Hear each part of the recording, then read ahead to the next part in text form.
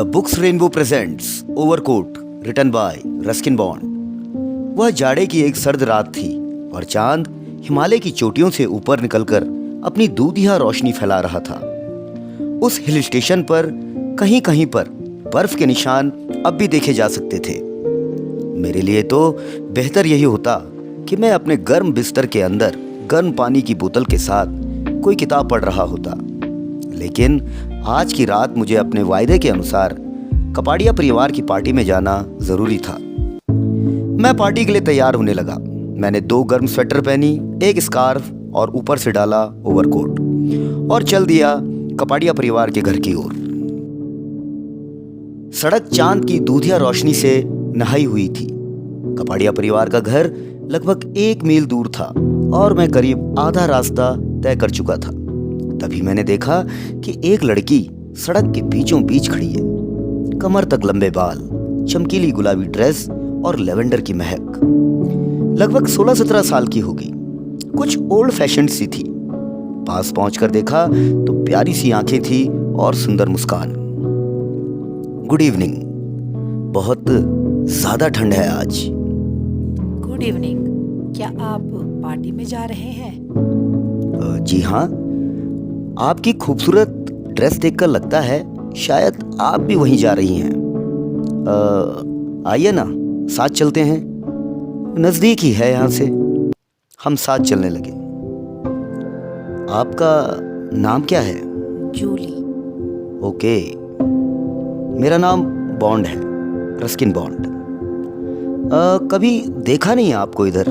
खैर, मुझे भी यहाँ पर आए हुए अभी ज्यादा दिन नहीं हुए हैं। देवदार के पेड़ों के बीच से कपाड़िया परिवार का रोशनी से चमकता हुआ घर दिखाई देने लगा। जूली और मैं पार्टी में पहुंच गए। काफी लोग पार्टी में आए थे। लग रहा था कि जूली को वहां कोई नहीं जानता। शायद सब उसे मेरी दोस्त मान रहे थे। मैंने भी इनकार नहीं किया। जाहिर था वो अकेली महसूस कर रही थी और पार्टी में लोगों से घुलना मिलना चाह रही थी।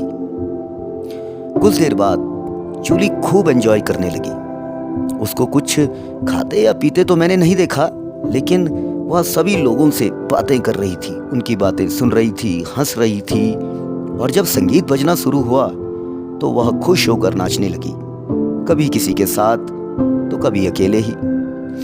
जूली संगीत में डूबकर जी भरकर नाची। आधी रात हो चुकी थी। मैं जाने के लिए उठा। काफी पी भी ली थी मैंने और अब मैं अपने गर्म बिस्तर में जाना चाहता था।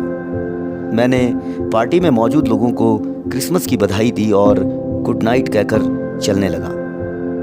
तभी जूली ने मेरी बाह में अपनी बाह डाल दी और कहा, मैं भी साथ चलूं? हम बाहर आ गए। जूली, तुम कहाँ रहती हो? उस पहाड़ी के ऊपर, वुल्सबर्न में।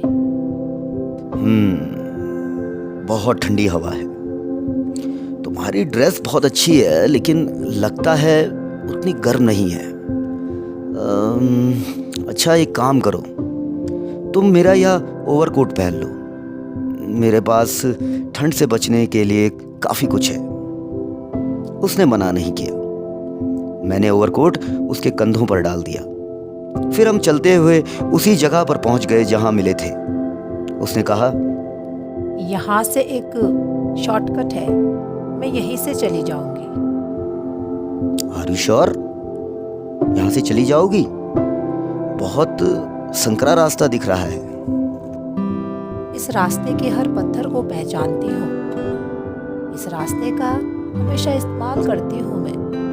और देखो ना, आज रात भी चांदनी से रोशन है। ठीक है, जैसा तुम कहो, लेकिन ओवरकोट पहने रहो। मैं कल आकर ले लूंगा।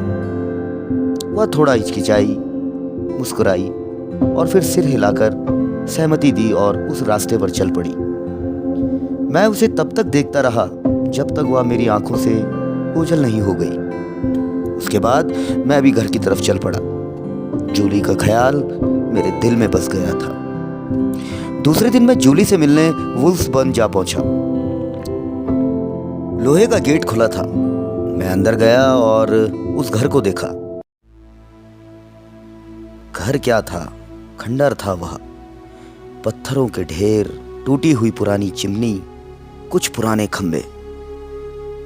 क्या जूली ने मेरे साथ मजाक किया, या कहीं मैं गलत घर में तो नहीं आ गया हूं? आसपास घूमा तो एक मिशन हाउस मिला जहां टेलर परिवार रहता था। वहां मिसेस टेलर मिली। उनसे जूली के बारे में पूछा। उन्होंने कहा, नहीं, कहाँ रहती है वो? वुल्सबर्न में, यही कहा था उसने मुझे। लेकिन वो तो एक खंडर है। मिसेस टेलर बोली, वुल्सबर्न में कोई नहीं रहता। बहुत पहले मैकिनन परिवार वहां रहता था, लेकिन जब उनकी लड़की गुजरी, 1 मिनट, शायद उसका नाम भी जूली था। खैर, जब वह गुजरी तो वह परिवार वहां से चला गया।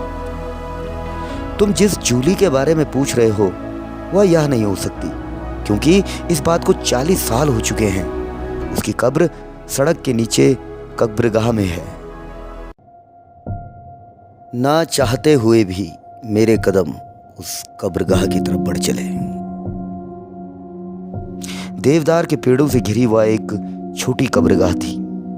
वहीं थी एक कब्र जिसके पत्थर पर लिखा था, जूली मैकिनन, 1923-1939, जो एक पल हमारे पास रही, दूसरे पल चली गई, अपने बनाने वाले के पास हमेशा हमेशा के लिए। यही जूली की कब्र थी। मैं अचानक अपने आप में खो गया।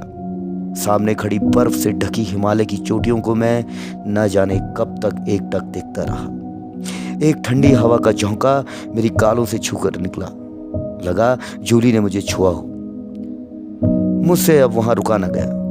मैं चलने के लिए मुड़ा ही था कि कब्र के पत्थर के पीछे मुझे कुछ जानी पहचानी चीज दिखी।